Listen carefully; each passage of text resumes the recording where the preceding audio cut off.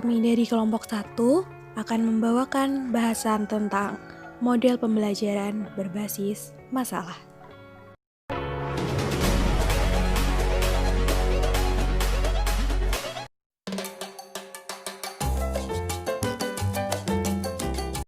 Bismillahirrahmanirrahim.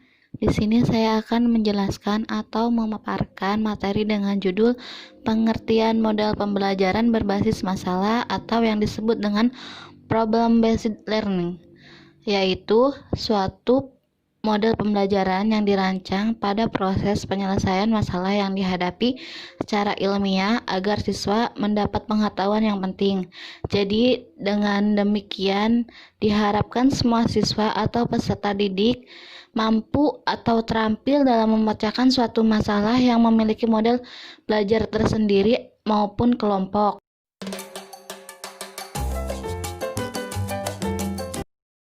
Baik, di sini saya akan menjelaskan tentang karakteristik dalam pembelajaran berbasis masalah. Menurut Barrows, mengemukakan bahwa beberapa karakteristik problem-based learning adalah sebagai berikut. Yang pertama, proses pembelajaran bersifat student-centered, yang artinya pembelajaran itu pusatnya ada di siswanya sendiri. Yang kedua, proses pembelajaran berlangsung dalam kelompok-kelompok kecil. Yang ketiga, guru berperan sebagai fasilitator atau pembimbing.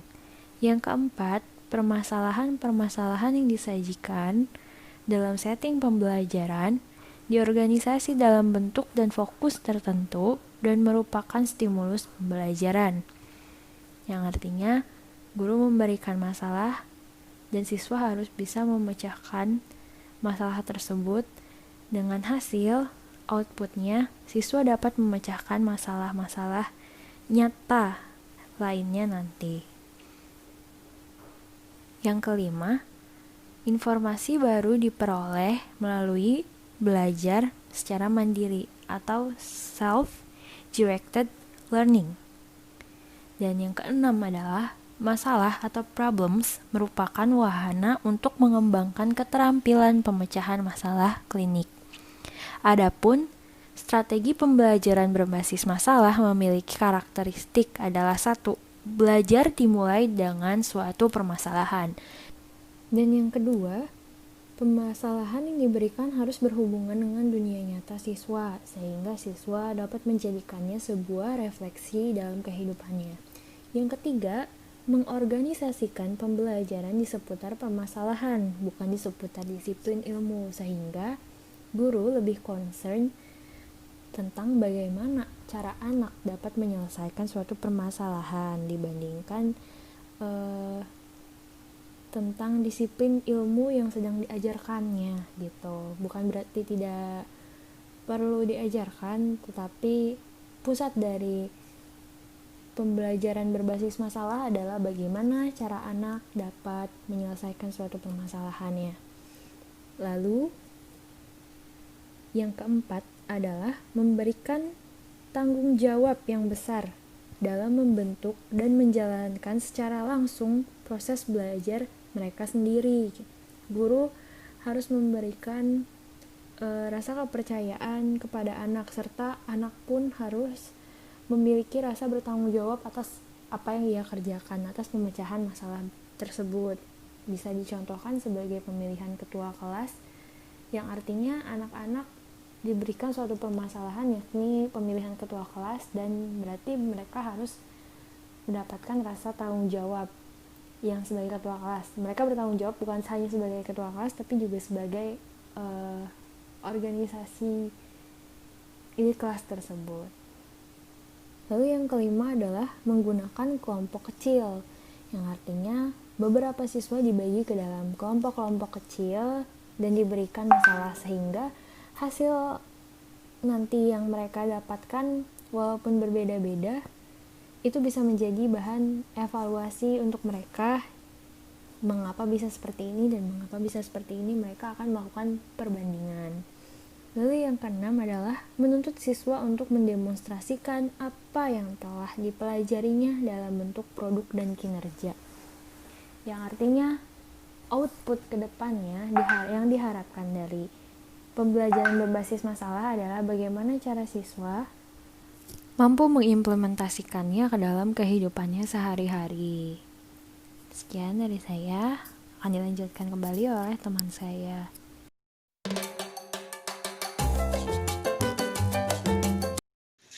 Tujuan model pembelajaran berbasis masalah. Menurut Dedeng 2015, tujuan model pembelajaran berbasis masalah ialah untuk menunjang dan memperlancar pelatihan bagi guru.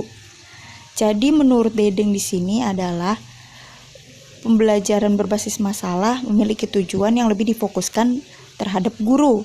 Sedangkan menurut Fathur Rahman 2017, model pembelajaran berbasis masalah memiliki tujuan untuk memberi kesempatan kepada siswa belajar berdasarkan permasalahan yang dihadapi.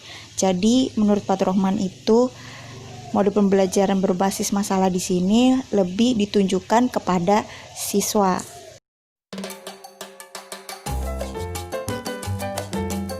Variasi model pembelajaran berbasis masalah. Menurut Saud, ada 5 variasi model pembelajaran berbasis masalah. Yang pertama, permasalahan sebagai pemandu, di mana masalah menjadi acuan konkret dalam pembelajaran. Yang kedua, permasalahan sebagai kesatuan dan alat evaluasi. Masalah di sini disajikan setelah penjelasan dan tugas-tugas diberikan.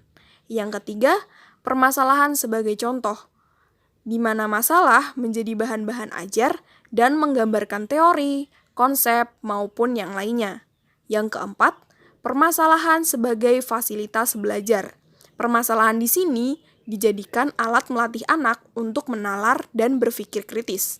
Yang terakhir, yang kelima, permasalahan sebagai stimulus dalam belajar. Masalah digunakan untuk merangsang anak dalam berkembang, terampil, dan dapat menganalisis serta mengumpulkan data yang dibutuhkan dari bentuk masalah yang disajikan.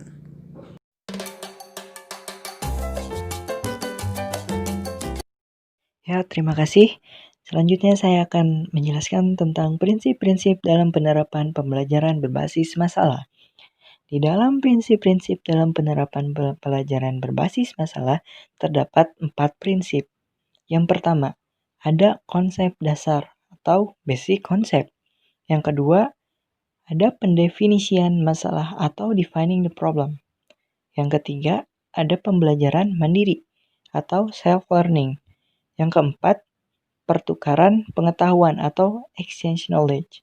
Nah, selanjutnya saya akan menjelaskan satu persatu dari prinsip-prinsip tersebut. Nah, kita akan bahas prinsip yang pertama yaitu konsep dasar atau basic concept. Nah, pada pembelajaran konsep dasar ini, guru dapat memberikan tentunya konsep dasar, petunjuk, atau sebuah referensi yang diperlukan dalam pembelajaran. Nah, untuk konsep dasar, jadi guru memberikan kepada siswa sebuah konsep dasar yang diperlukan dalam pembelajarannya tersebut. Yang kedua, yaitu poin B, pendefinisian masalah atau defining the problem. Nah, dalam fase ini, guru menyampaikan permasalahan dan dalam kelompoknya, siswa melakukan berbagai kegiatan. Nah, untuk kegiatan yang pertama, yaitu brainstorming, yaitu setiap anggota mengungkapkan pendapatnya masing-masing, idenya atau tanggapannya masing-masing terhadap masalah secara bebas, sehingga dimungkinkan muncul berbagai macam alternatif pendapat dari masing-masing siswa. Kemudian selanjutnya setelah siswa mengemukakan pendapatnya masing-masing, selanjutnya dilakukan seleksi untuk memilih pendapat yang lebih fokus, pendapat mana yang lebih terarah pada penyelesaian masalah tersebut. Kemudian selanjutnya melakukan pembagian tugas dalam kelompok untuk mencari referensi lain dalam memecahkan permasalahan. Itu untuk poin B. Selanjutnya pada poin pembelajaran mandiri atau self-learning, masing-masing siswa mencari berbagai sumber yang dapat memperjelas masalah tersebut. Nah, sumber ini bisa didapat melalui berbagai macam cara, berbagai macam referensi, seperti misalnya dari buku atau artikel yang ada di perpustakaan, dari internet, atau dari guru, atau dari narasumber yang relevan untuk memecahkan masalah tersebut. Itu.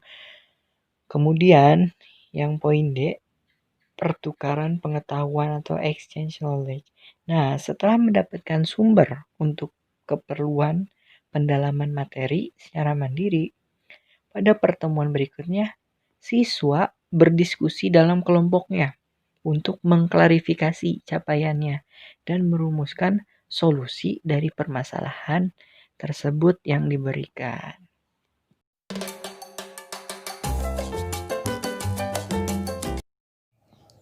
Selanjutnya, mengenai tahapan dalam pembelajaran berbasis masalah. Yang pertama, menyadari masalah. Di sini, peserta didik dapat menangkap adanya suatu masalah yang terjadi di lingkungannya atau lingkungan sosialnya. Yang kedua, merumuskan masalah. Rumusan masalah berhubungan dengan kejelasan atau kesamaan tercapainya tentang suatu masalah. Terus yang ketiga, merumuskan hipotesis. Di sini peserta didik diharapkan dapat menentukan sebab akibat dari suatu masalah. Nah, yang selanjutnya, mengumpulkan data. Peserta didik didorong untuk mengumpulkan data yang benar-benar relevan dan dapat menyajikannya dalam berbagai tampilan. Lalu selanjutnya adalah menguji hipotesis, di mana peserta didik diharapkan memiliki kecakapan menelaah dan membahas untuk melihat hubungan dengan masalah yang diuji. Yang terakhir, menentukan pilihan penyelesaian. Kecakapan memilih alternatif penyelesaian yang memungkinkan dapat dilakukan serta dapat memperhitungkan kemungkinan yang dapat terjadi.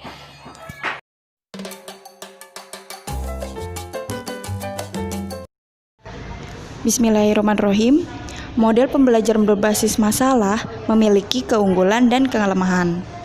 Keunggulannya yang pertama yaitu pemecahan masalah merupakan teknik yang cukup bagus untuk lebih memahami isi pelajaran. Yang kedua, pemecahan masalah dapat menantang kemampuan peserta didik serta memberikan kepuasan untuk menentukan pengetahuan baru bagi peserta didik. Lalu yang ketiga, pemecahan masalah dapat meningkatkan aktivitas pembelajaran peserta didik. Yang keempat, pemecahan masalah dapat membantu peserta didik bagaimana mentransfer pengetahuan mereka untuk memahami masalah dalam kehidupan nyata. Lalu yang kelima, pemecahan masalah dapat membantu peserta didik untuk mengembangkan pengetahuan barunya dan bertanggung jawab dalam pembelajaran yang mereka lakukan. Yang keenam, melalui pemecahan masalah dianggap lebih menyenangkan dan disukai peserta didik. Yang ketujuh, pemecahan masalah dapat mengembangkan kemampuan peserta didik untuk berpikir kritis dan mengembangkan kemampuan mereka untuk menyesuaikan dengan pengetahuan baru. Yang kedelapan, pemecahan masalah dapat memberikan kesempatan pada peserta didik untuk mengaplikasikan pengetahuan yang mereka miliki dalam dunia nyata. Lalu yang terakhir ada pemecahan masalah dapat mengembangkan minat peserta didik untuk secara terus-menerus belajar. Adapun kelemahan yang dimiliki model pembelajaran berbasis masalah, yaitu yang pertama, masalah peserta didik tidak memiliki minat atau tidak mempunyai kepercayaan bahwa masalah yang dipelajari sulit untuk dipecahkan, maka mereka akan merasa enggan untuk mencoba. Lalu yang kedua, keberhasilan strategi pembelajaran melalui problem solving membutuhkan cukup waktu untuk persiapan. Lalu yang terakhir, ada ketiga yaitu tanpa pemahaman mengapa mereka berusaha untuk memecahkan masalah yang sedang dipelajari, maka mereka tidak akan belajar apa yang mereka ingin pelajari.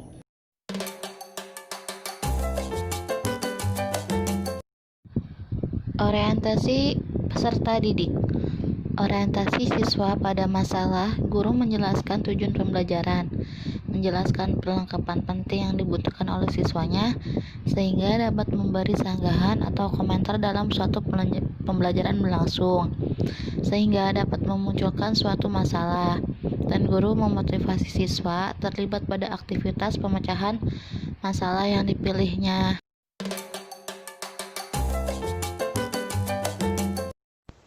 Selanjutnya adalah tahap 2. Tahap 2 ini adalah mengorganisasi peserta didik untuk belajar. Nah, pada tahap 2 ini, guru membantu peserta didik untuk mendefinisikan dan mengorganisasikan tugas belajar yang berhubungan dengan masalah tersebut. Jadi, guru membantu peserta murid dalam pengorganisasian kelompok-kelompok tugas yang akan dikerjakan oleh peserta didik. Lalu yang ketiga ada tahap membimbing penyelidikan individual maupun kelompok. Pada tahap 3 ini, guru mendorong peserta didik untuk mengumpulkan informasi yang sesuai, melaksanakan eksperimen, untuk mendapatkan penjelasan dan pemecahan masalah.